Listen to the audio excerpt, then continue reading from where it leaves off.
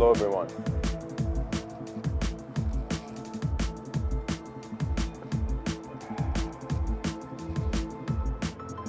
The title of today's episode is Whispers in the Wind.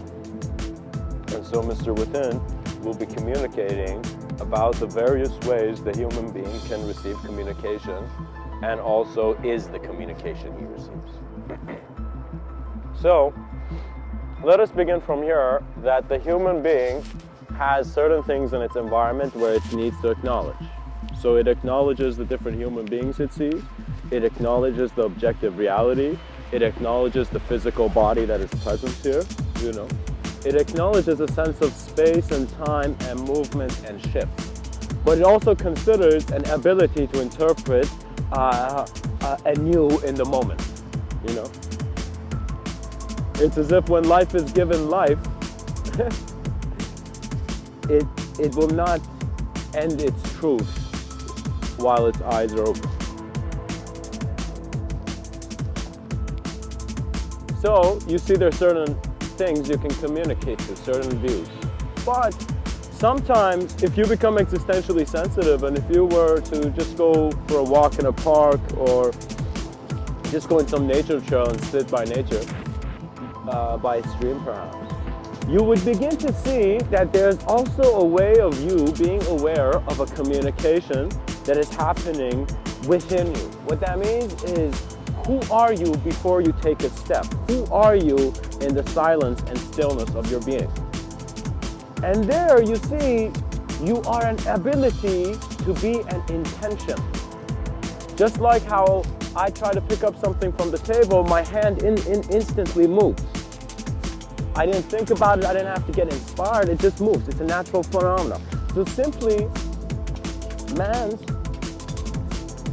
projection and direction of manifestation is again an intention to exist.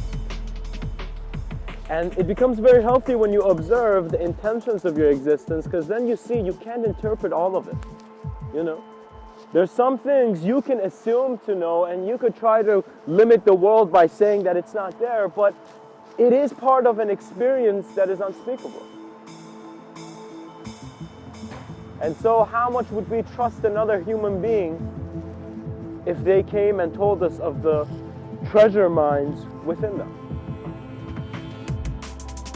It's like that argument people have that, if Jesus comes back, who would know he's Jesus? Who would trust him enough? It's as if the human being has not found the trust in his communication to have reality.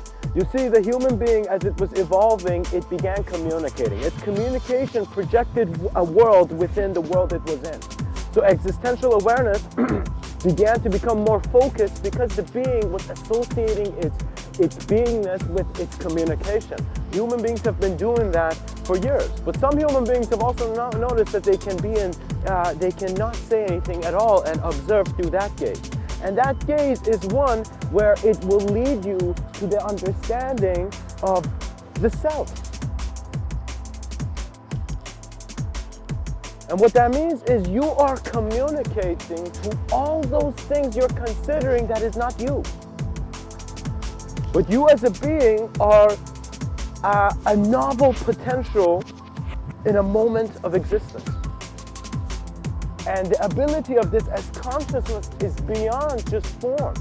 And it's very hard because there are many manners of speaking about this, because there are many states of being. What that means is there's so many human beings right now, and they are in different states, and they've had different experiences and different ideas, that it's like we're all trying to figure out the human in a non-human way. We're trying to find our similarity in a world where the lack of similarity is made evident. But if you are taking as your postulates for your plane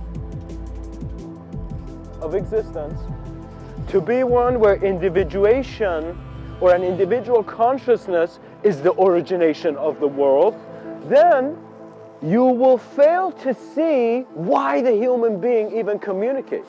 Many people think the human being is communicating because it wants to say something to his body, wants to say something to its fellow man. The human being is an energetic phenomena that is evolving, that is transcending. What that means is you might, in a certain passage of linear time, let's say in 10 years, suddenly see you have become a total different person in regards to vision, understanding, ability, reality. It's as if your world moved from the worlds where you were limited in. And this is simply what happens, you know. It's many children who think to themselves that they've had rough childhood would see that was the blessing of them to pay attention to this life. That when you got pushed around, you also realize how you can be pulled to things. There is a progression here that is taking the intelligence of the observable, how do I say? It's taking the experiential intelligence of man beyond just an acknowledge of space. There are many beings who have, in a sense, become aware of this plane of existence and recognize that the edge of it is the edge of their mind. And so, how can you step out of the edge of your mind when your body has kept so many worlds here? And so this, my friend, is the new initiation in thought for mankind. That you must begin experientially becoming aware of the simultaneity you have cultivated. The beautiful phenomena that is found in language is that it has been preparing your gaze for your evolution, your next step in evolution, to one where you can have transcendental objects. You can have senses of being beyond space and time, so you're aware of an object in more than one locality, even if that includes locality and non-locality, simultaneous awareness. You see, the problems of mankind are just problems for man. If you go in the mountains for a few years, or not for a few years, just go for, let's say, a couple months and just hang out there, you'll begin to see you will not constantly have the stories of your depression activated. You will not be in environments of thought, and you will see, gosh, what's the difference between me being in the mountains and me being in the city? My decision to how much I wanted to get affected by my environment. You must have an ability to stand here in stillness, in silence, when everything is trying to shake you. Because we're trying to develop advanced communicators. What that means is if physically we're messing up and suddenly there is this greater sense of intelligent glow in how the human being is a communication, then it's all about the sincerity and honesty of your relationship with life. It is healthy now for many human beings to begin to consider that you have two relationships. One with your humanity and one with your being. Your relationship with being can be playfully said to be your internal realities, how you've seen certain things no one else has, and how you've been in a certain way, you know, how you are a certain design. And also the awareness to all design. But then you also see that if there is the consideration of external and internal will be kept. You know? If you choose to act like someone you are not, as an idea, you will break in seeing how you cannot have two intentions of manifestation consciously. So what that means is when you know what the right thing to do is, you most likely don't do the wrong thing. And this right thing is not based on what others are telling you, again, not based on external, but coming back to that internal sense which dissolves into just your being here. You can always bring yourself to the emptiness and clarity of just being, of just existing, and then come back to ideas, you know. It's like that moment where you wake up early in the morning and you're hearing that early morning silence, and then how all the noises begin to come, you know. And suddenly cars begin to increase in the streets outside your house, and so you're hearing all this noise. So similarly, man, this is kind of what happens. It's as if like you are becoming aware of all movement, which is giving meaning to interpretation. There's a profundity in just being here, which is our eyes shift in the sense that we, in a very playfully transcendental way, know who we are.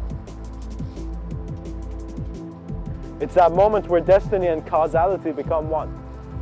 And so you realize, oh wow, it was so interesting. There never was anything as free will or divine will, but it was just that because free will was in the will of everything else, then everything else is the will that is my manifestation. Do you know? So the next time when someone judges you, you can perhaps say that you're judging life, for this is the design that I have come to be. Human beings must feel, any being must feel comfortable in the design that they come to be if they are aware and tolerant of the collective presence of the community. What that means is if you're new to an environment, learn from your environment. Let knowledge be a surprise that you will always remember.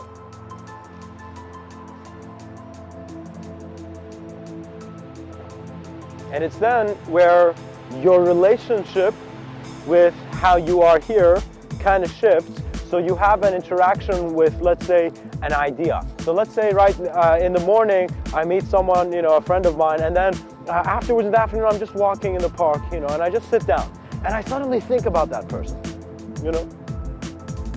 And as I think about that person, it's as if she is right here, even though it's my visualization of what was seen before. Do you see?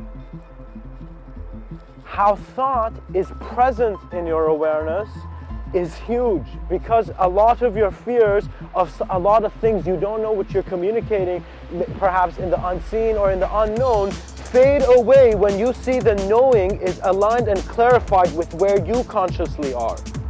The conscious tells the unconscious how to approach it, because you are suggesting the state of awareness to your plane of existence. And so projections become aware more than their design. So you must wonder right now, if humanity, something suddenly big happened, is he willing to confront it and listen to it? Are we ready to play cosmic games? And these cosmic games means it should no longer be a game between human beings. It should be mankind unified, trying to work as his world. So what that means is what the great leaders of the world are doing right now are they're recognizing, they're first unifying mankind, and as mankind unifies, they're unifying mankind with his world. So many men have forgotten how to talk to their world, because they are so keen on doing things rather than being what is here. And to be what is here means not to have too many preferences on what you should do, but to be an awareness that is intuitively moving. So what is better than that person who's trying to figure out truth? That person who's being his truth. We need the implementation of involvement with all dualities and spectrums of reality. Mankind must begin to gather his truths, and what that means is different human beings, different human communicators must come together. As these human communicators come together, communities are joining. As these communities are joining, their communication, their sincerity, their honesty, and their authenticity to be present among all that is will suggest the profundity that will happen. Mankind must not forget that the next sense of transition is moving. The individual consciousness is moving. And so because there is a collective consciousness, there needs to be space. There needs to be a new renaissance of finding very new views in which a kid, let's say if born, in let's say 100 years, when he is born and suddenly there's nothing, he sees that there's so many inspirations. What that means is sometimes the world cannot give people the solutions or the wealth or the help and assistance they need. But the world has always given you the inspiration of the greatest beings here, the inspiration of the greatest leaders of man. And thank God to Google, you can just check it. Go and search people that inspire you based on their intention of action and their contribution to the world of worlds. For the whispers in the wind are your greater self-communication of moving from an individual consciousness to a collectivity when cause and effect were known in an instant. When the boundaries and limitations of space and time in your mind did not even allow thought to approach you as abstraction. You are a being who walked in your truth, and all truth is here. And so the signs of God, or the signs of the greater movements and flows and symbols and synchronicities, is simply that you are becoming aware of the meaning of image in a meaningless manner. And it seems that's what all that science has meant. The knowing that has just replaced, it's as if we recognize and look at how ideology has governed mankind,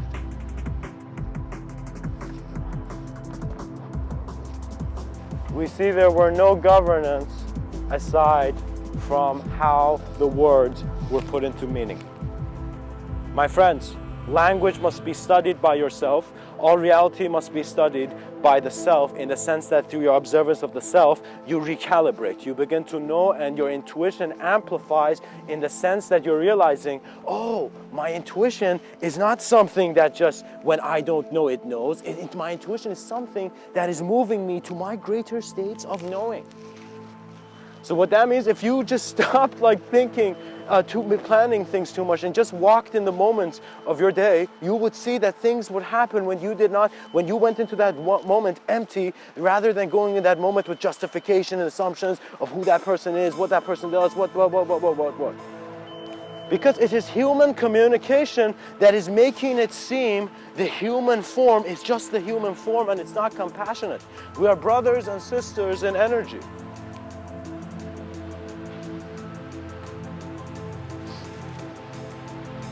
We are humanity in energy.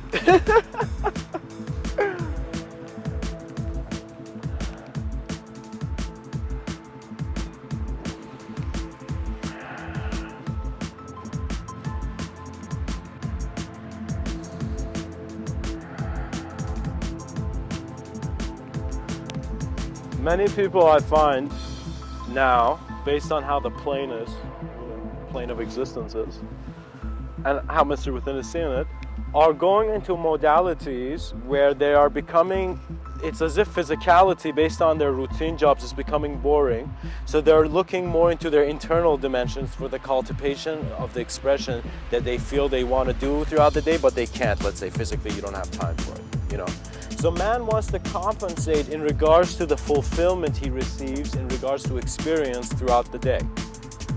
And this is very clear, guys, because I remember when I first began, I just wrote one quote for myself, and the quote was actually one of the first quotes I wrote, just first things I wrote for myself. It was, I didn't want to live in a world that looks the same the next day. I just realized that I want the state of awareness and being to change. And as I made that my focus, I realized a lot of illusions and stories began to break. You don't recognize it, but if you were to go and in a very still and deep self-contemplative manner, and also in solitude, not in where others are around, just in solitude, where you are in your own presence, you will see your presence does not just heal. In other words, this body does not just heal itself, but this intelligence also teaches itself as well. This intelligence also guides itself to the greater connection that it is cyclically present in.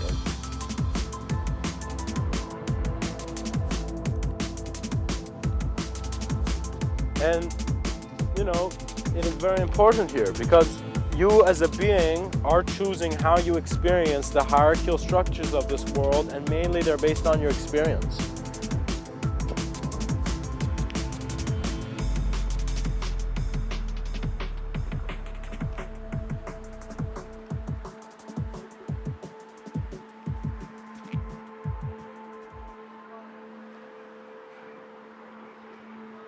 Some will communicate to beings which they don't know if they're present or not. And Mr. Within would like to just communicate some ideas on this in regards to how to work with the abstraction that approaches you from the unseen. My friends, look at it this way. You exist, and when you're in a park, you're looking at a tree. That is one level of existential consideration. Literally, that's one moment, me standing on a bench, sitting on a bench, me looking at that tree. Then you begin to see, if you were to ask yourself, how is that a tree, or is that a tree? areas of your past experiences and memory will come to that image. The image is a hollowness in which our attention gives life to. Your stillness will take all life and bring it into your internal dimensions, rather than just maintaining an external fluctuation. So what that means is if you thought you were stuck in some dynamic where, just like how the donkey has a carrot in front of it, you're chasing some kind of greater thing you're not reaching it, it's because you can't chase it in the state of being you're going. The state of being you are, in other words, the way the donkey right now is living or walking, the stick is in front of it. It's always a step behind if it's moving in its reality in that same way. But once the donkey sits down or lies on the ground, the carrot falls down and he can move towards it and eat it. And this is the crazy thing, guys, because this is the answer to that. How does that donkey eat the carrot? It actually sits on the ground and puts the stick down and eats the carrot on another dimension of experience. So you must see that if your success is physically not present here in this experience, you must have the allowance to become catalyzed by your living. You know, your living should be your greatest inspiration, okay? Rather than how life is trying to satisfy the desire of an individuation that's self-induced, because you're paying attention to that kind of self. What that means is there is a reason many sages have communicated that it's very important for man to have an awareness beyond the roles he's playing. You must be aware of the actor. This is very important. You must become aware of how there's a divine play, because then you are acknowledging ideology in a more authentic state. Think of it this way. Many people do not understand how to, in other words, they think honesty is just like this thing where you just do the right thing at the right time, you know?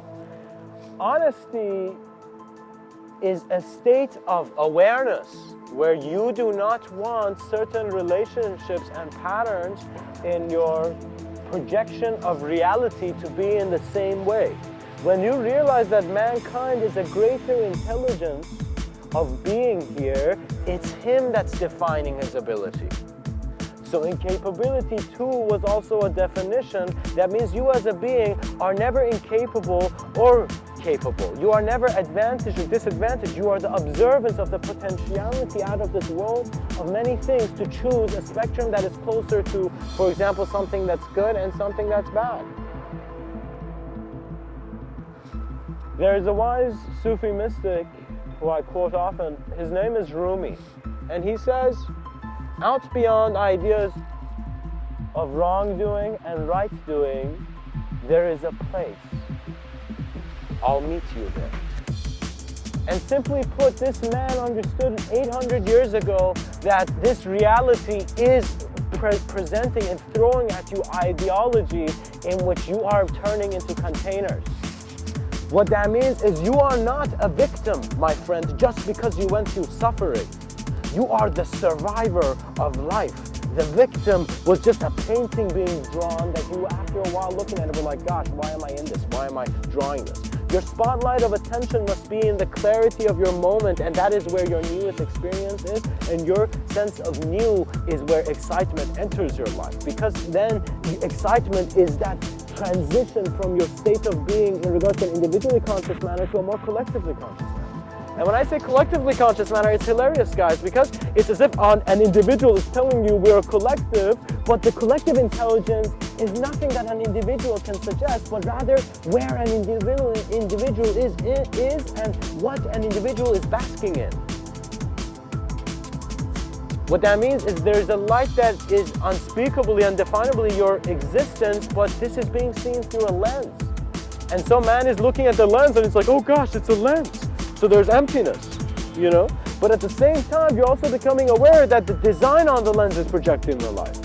So if you really take the mystics approach and you go into nature and just observe, why am I designed this way? You might think, gosh, this might make me unstable a bit mentally, but no, it is there to give you clarity, for you're not going there because someone is telling you to. You're going there because there is a longing within you to know what this life is made of. What that means is no one was telling Newton you'd go crazy if you went and sat by a tree. Do you know? Newton had the freedom to go explore from his reality. And when we call people insane or judge them and do not give them the freedom of expression for their being to go walk in their journey, it's as if people are walking to this, place where they have to be and throughout the day, and we're not just letting them pass comfortably. Man's communication must amplify him. It must not hinder other men who are about to be born. What that means is when you do a hateful thing, you are disturbing patterns of efficient cultivation in this world.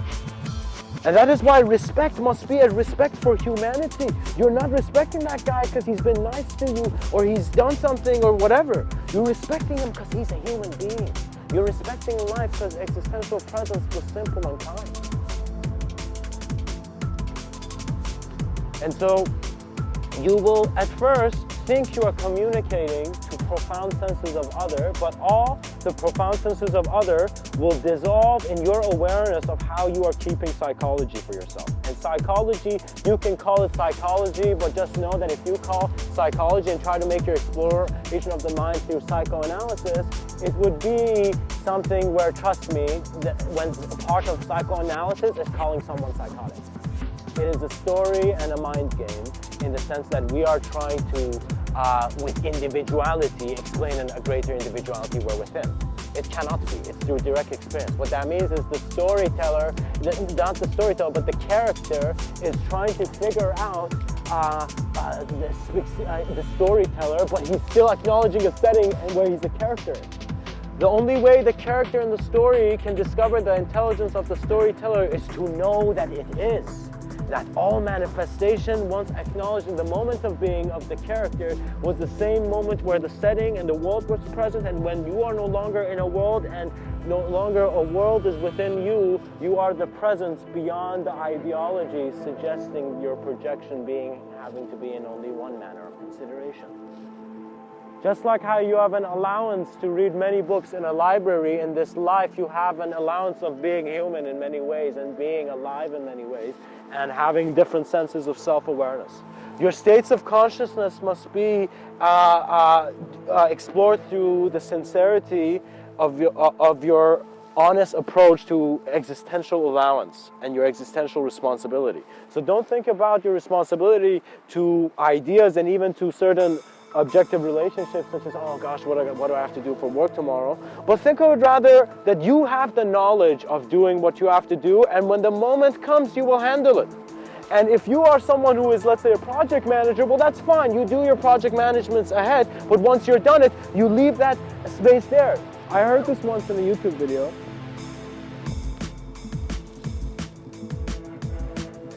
That Napoleon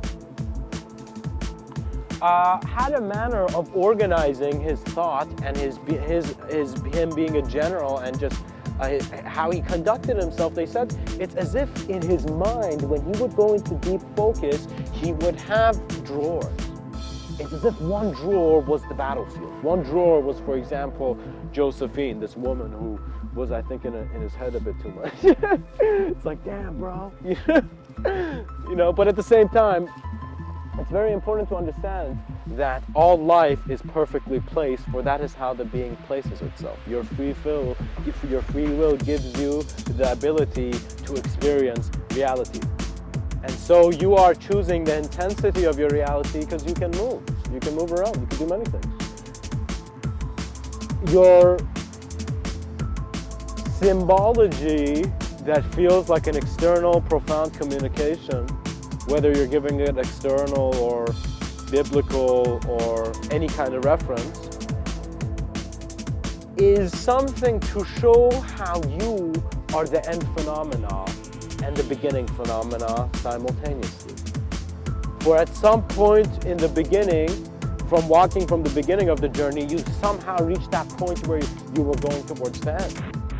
They were one. And so yin and yang always knew the circle they were in.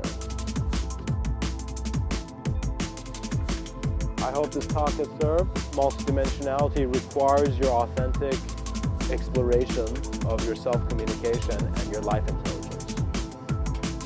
In this life process, you're more than a set of patterns, symbols, and actions. You are an idea kept by an unknown world because we don't know everything. We just don't know everything. But you can explore and you can ground these. And of course, when you are grounding ideology, so Mr. Within talks quite often about treasure revealers, people who are going within their own experience of being conscious of this world and bringing forth greater references of how man is. On some level, there is no level. On some level, you are the creator of the infinite worlds that you can be present in. When you see the tool of this mind, the self of this human being, this human body is not, I don't want to say just the human body, this human phenomena is not something to just be made functional to individual ideas or an individual consciousness. It's actually its greatest utility in which multidimensional dimensions open within the experience of man is in how it is collectively conscious, how it is collectively, it is present through its collective consciousness.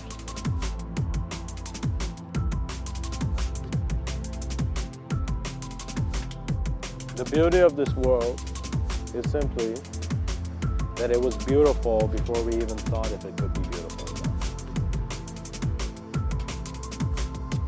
Once you clearly come to the present moment, bliss would be how appearance is moving into disappearance and fluctuating.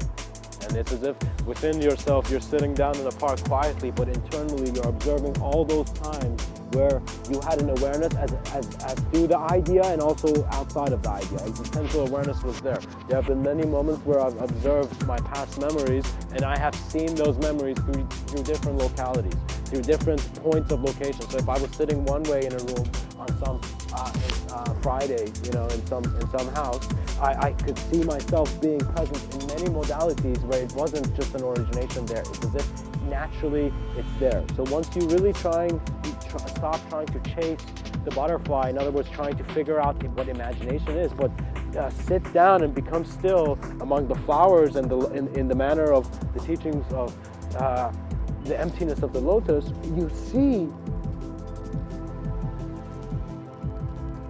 the butterfly lands on your folder. The butterfly lands on your forehead. Imagination opens up to the sincerity of the experiencer that knows he is the reception of his moment. The reason they said trust the signs you got in your reality is because the individual is kept in the collective and you are always working with different states of awareness of yourself. So on some level you are aware of yourself as a being who has ideology and is just navigating between thought, and on another level you're aware of yourself as a being who has this multidimensionality in presence where your origination belongs to many conceptions, and because it belongs to many conceptions, every conception is known to be hollow. When the individual consciousness realizes its collective eyes, it was never here. And that is really the beauty of finding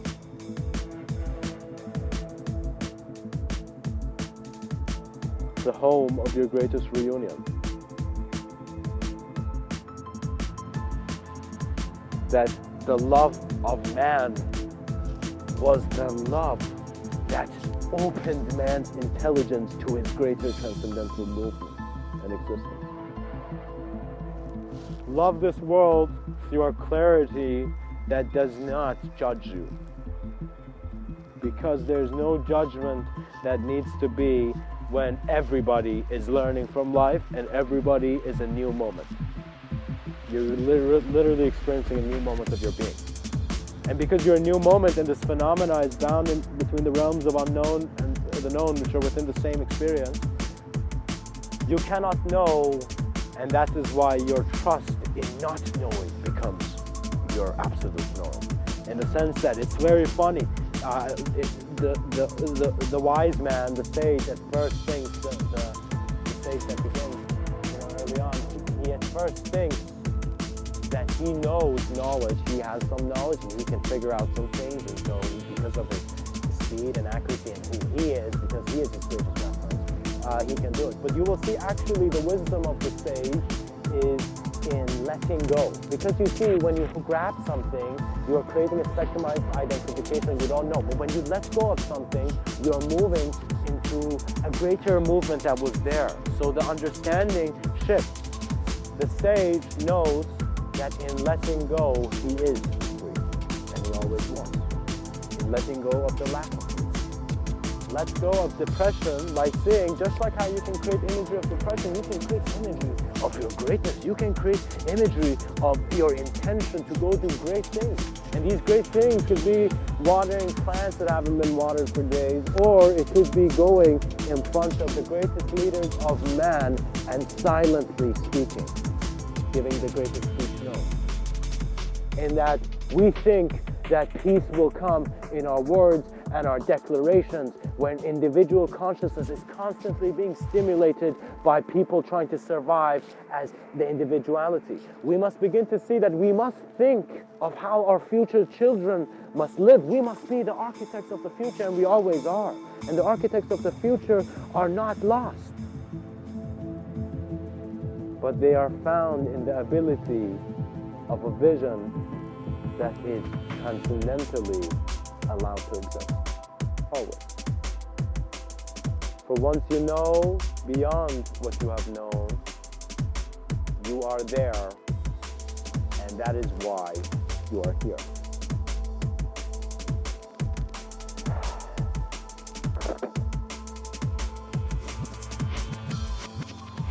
Still though, my friends, trust your intuition, trust your moment of experience, trust what's happening. And if you see there's no reason to trust logically, and with your greatest ability of logic, it doesn't make sense to trust, that is an option, but you must also realize you're a being that is also working with a sense of emotional, you're managing your emotions as well. And emotions work for how thoughts are. When thoughts heat up, emotions become clear. Because how did I get angry? Oh, because I did this and I thought that. You see? Do not try to only make things linear, and don't try to only be non-linear. This world requires an acknowledgement of both, and if you want to learn something which you don't know, perhaps the best thing for you to learn is those things that are suggested when you see that you fear something. That thing you fear, immediately you must not, it's as if like you must become aware of it. That fear is suggesting a sense of self that is incapable. You must become aware and confront it in an instant.